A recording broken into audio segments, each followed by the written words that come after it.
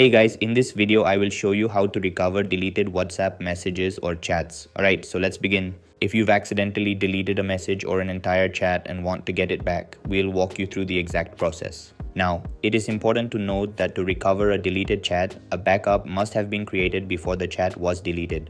Begin by opening up WhatsApp and then tapping settings in the bottom right or top right, depending on what system you're on.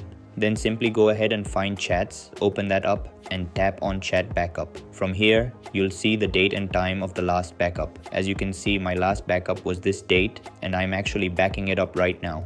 Now what you're going to want to do is simply go ahead and exit out of WhatsApp, then go and find WhatsApp, then hold on the app and tap remove app. Keep in mind any messages received after the backup are going to be lost. After that, open up the App Store and then search for WhatsApp and download WhatsApp Messenger. Once it's installed, go ahead and open the app and you'll be prompted with the setup process.